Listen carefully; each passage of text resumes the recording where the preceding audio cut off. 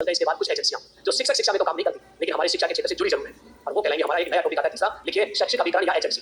नहीं पढ़ने पर लिखना नया टॉपिक कहने के बावजूद भी मैंने कईयों को देखा, मैंने सोचा टोकना ठीक नहीं, चुप रहा। लास्ट की लाइनों में लिख रहे हेडिंग शैक्षिक अभिकरण एजुकेशनल एजेंसी। बहुत सारी एजेंसियां काम कर रही है लेकिन अपने कोर्स में तीन ही है तो तीन पढ़ेंगे हम। कितनी अपने कोर्स में? तीन एजेंसी है। देखिए तीन कोई पढ़ेंगे। तीन कौन कौन सी एजेंसी? देखिए एक का नाम तो है PSER और एक का नाम है RSOS और एक का नाम है RSTB। जब याद करो ना तो तीन तीन के टुकड़ों में याद करो एक ही साथ, एक एक नहीं पढ़ना। टीचर एजुकेशन में तीन में पढ़ के सोना है पढ़ना है और ये पढ़नी है तो तीन में पढ़िए ताकि कंपेयर हो जाए वो चीजें और कंपेयर होने पर स्थायी याद हो जाती है। ये क्या है?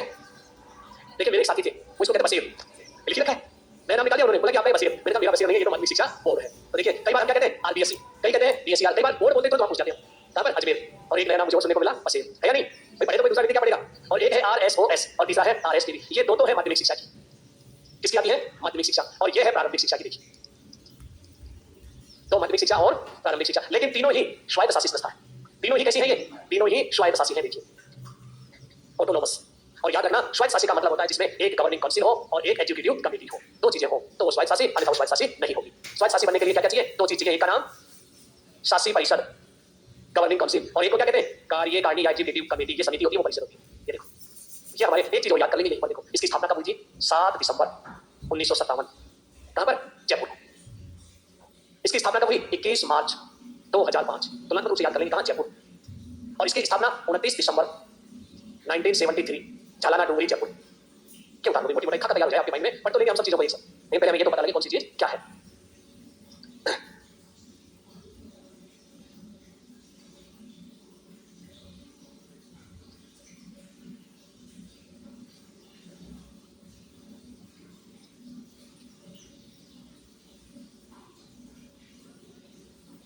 स्वायत्तशासी क्या है? संस्थाएं। स्वायत्तशासी संस्था, इनको तो क्या कहेंगे? माध्यमिक शिक्षा के अंतर्गत स्वायत्तशासी संस्था। इसको क्या कहेंगे? प्रारंभिक शिक्षा के अधीन स्वायत्तशासी संस्था। इसीलिए मैंने वैसे डायग्राम में इनको लिखा ताकि आपको रटने की आवश्यकता नहीं पड़े, चीजें याद हो जाए बार बार लिखने से। एक इनकी डेट,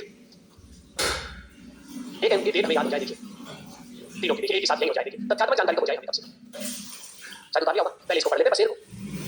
लिखो तो राजस्थान माध्यमिक शिक्षा बोर्ड PSER।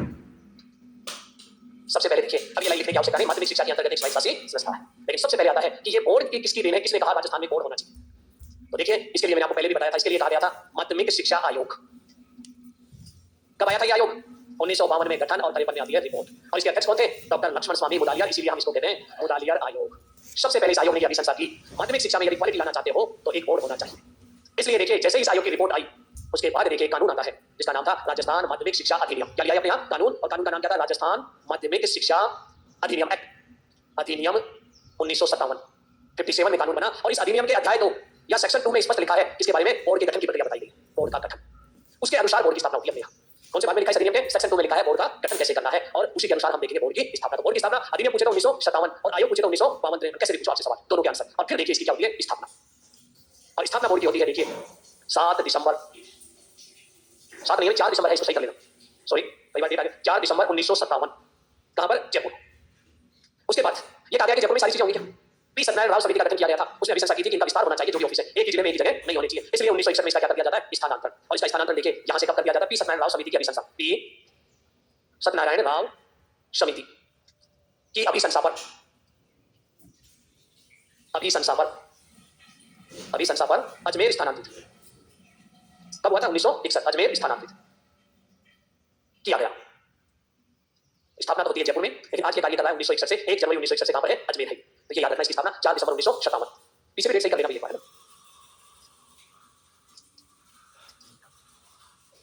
स्थापना के बाद आता है उद्देश्य। स्थापना के बाद क्या आता है? उद्देश्य। इसकी स्थापना करने का उद्देश्य क्या था? हर इंस्टीट्यूट का कोई ना कोई उद्देश्य होता है। माध्यमिक शिक्षा में क्या लाना? क्वालिटी लाना। देखिए पहले बोर्ड नहीं था तो हमारी एजुकेशन में क्वालिटी नहीं होती थी। स्कूलों के अनुसार परीक्षा परिणाम बनते थे और बच्चे की हम क्वालिटी को कंपेयर भी नहीं कर पाते थे पहले। आज यदि हम सबसे ज्यादा कंपेयर करते हैं बच्चे के लिए तो 10वीं की अंक का 12वीं को नहीं देते अभी, क्योंकि 12वीं में तो विषयों का वर्गीकरण हो जाता है, इससे कंपेयर होता ही नहीं है। मूल रूप से बच्चे की मूल प्रवृत्तियां होती है 10वीं तक के बच्चे, और इसलिए 10वीं की मार्कशीट से पता चलता है कि बच्चा बचपन में कैसा था। उसके परीक्षा परिणाम के आधार पर देखिए हम उस बच्चे का क्या करते हैं? असेसमेंट कर लेते हैं। तो लिखो उद्देश्य, माध्यमिक शिक्षा में गुणवत्ता लाना। माध्यमिक शिक्षा में गुणवत्ता लाना।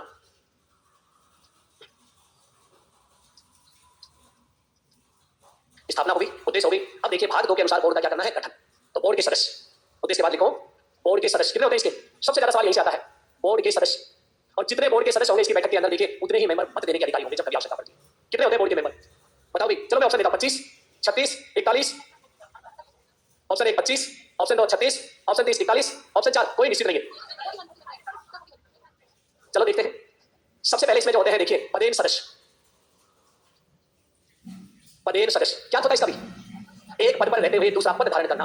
विभिन्न निदेशालयों के निदेशक है सारे के सारे। प्रारंभिक शिक्षा का निदेशक, माध्यमिक शिक्षा का निदेशक, आयुर्वेदिक शिक्षा का निदेशक, संस्कृत शिक्षा का निदेशक, कॉलेज शिक्षा का निदेशक, तकनीकी शिक्षा का निदेशक और एनसीसी का महानिदेशक। ये 7 होते हैं। ये सारे क्या है? पदेन सदस्य। दूसरे नंबर पर आते हैं निर्वाचित सदस्य। निर्वाचित सदस्य नाम से ही पता लगा, इलेक्टेड मेंबर किसी ना किसी निर्वाचन प्रणाली से जुड़े हुए हो वो कहलाएंगे निर्वाचित सदस्य और उनकी संख्या भी पूरी 7।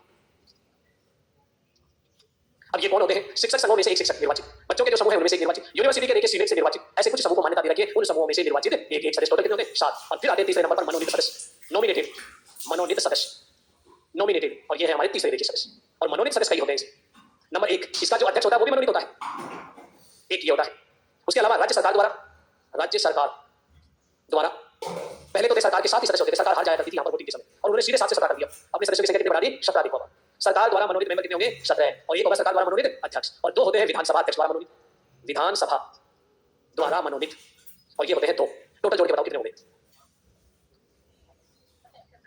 कितने? 30 बताओगे? इतने कमजोर है क्या? बताओ ये नहीं, आप गणित और क्या पढ़ रहे हो? रीजनिंग और पढ़ रहे हो आप? 34, 34। ये 34 लोग मिलकर, सुना बात को ध्यान से, ये 34 लोग मिलकर 2 शिक्षाविदों का चुनाव करते हैं, क्योंकि बिना शिक्षाविदों के कैसा बोर्ड। और उन मेंबर को हम कहते हैं को-ऑप्टेड मेंबर। क्या कहते हैं? को-ऑप्टेड मेंबर, हिंदी में कहते हैं सह आवरण, आवरण सदस्य। तो ये होते हैं को-ऑप्टेड मेंबर। ये 34 मिलकर चलते हैं। तो टोटल कितने हो गए? 36 मेंबर है स्थायी रूप से। को-ऑप्टेड, हाँ जी 41 भी पढ़ा है तो पढ़ा कहाँ है ये बताओ मुझे। माध्यमिक शिक्षा बोर्ड की साइट निकाल लेना, सबसे पहले ये पन्ना निकलता है 36 सदस्यों का। हाँ जी चलो 41 बना देता, आपसे करना है ना, अभी बनाता हूँ। 41 भी बना देते हैं, पहले 36 तो पूरे कर लो। कभी भी संख्या नहीं पूछेगा, आपसे पहले बता देता हूँ। आपसे पूछेगा विधानसभा अध्यक्ष द्वारा कितने सदस्य मनोनीत, या एक बहुत अच्छा सवाल पूछेगा माध्यमिक शिक्षा बोर्ड में निम्नलिखित में से कौन सदस्य नहीं होता? पदेन, निर्वाचित, मनोनीत, सह-आवरण या एक और दे देगा आपको। इस तरह से पूछेगा सवाल। देखिए अब तक जितने भी सवाल आए वैसे पूछे। निर्वाचित मेंबर, पदेन सदस्य, सरकार द्वारा मनोनीत, उसके अलावा विधानसभा अध्यक्ष द्वारा मनोनीत और ये अध्यक्ष भी क्या होता है? मनोनीत होता है। अच्छा टोटल मनोनीत सदस्य कितने होते हैं? 1 17 और 2 20। याद रखना टोटल मनोनीत कितने हैं? 20। अब ये कहते हैं 41 कैसे हुए? राजस्थान के राज्यपाल थे कल्याण सिंह जी, 2018 की बात है। कल्याण सिंह जी कभी चुप बैठने वाले में से नहीं होते थे, तो इसलिए उन्होंने पता है क्या कहा, बोला इतना बड़ा बोर्ड बना लिया, मुझे पूछा तक नहीं तुम लोगों ने, मेरी पूछ बढ़ाओ, मेरे 5 मेंबर लो इसमें। तो विधान में कोई परिवर्तन नहीं किया था और 5 सदस्यों का चुनाव कर दिया गया उस समय, और इसलिए इनकी सदस्य संख्या कितनी हो जाती है? 5 जोड़ते हैं तो 41। लिख लो इस चीज को नोट करके, बस अब तो 41 हो गए भाई। हाँ विधानसभा अध्यक्ष, अध्यक्ष लिखना, लिख लेना भैया, अध्यक्ष विधानसभा, विधानसभा अध्यक्ष कंफ्यूजन मत होना इसमें। अध्यक्ष अपने 2 लोगों को बिठा सकता है या बोर्ड में? अरे पहले तो राजनेताओं को इतनी बड़ी अप्रोच होती थी, एक सांसद 2 लोगों को नौकरी में लगा दिया करता था, पहले मिलता था कोटा इनको नौकरी में लगाने के लिए, अभी तो लोग किसी से भागते थे, अब नहीं है वो चीज, हटा दी गई है सब। जैसे भरतपुर में तो अभी भी कलेक्टर को बताते हैं जो कुश्ती में पहलवानी में नंबर 1 आता है रास्ता पुलिस में भर्ती कर देते हैं, ये होता था वहां पर। देखिए अब कुछ अधिकार कम करते हो तो अलग बात है, उसमें लिखिए नोट लगाकर। अगस्त 2018 को राज्यपाल द्वारा 5 सदस्यों को चुना गया, 5 सदस्यों को चुना गया। कितने साल तक काम करते हैं ये? 3 वर्ष तक। तो लिखो इसके बाद अलग से कार्यकाल, कार्यकाल कितना होता है इनका? 3 वर्ष, यानी ये बोर्ड चलेगा 3 साल।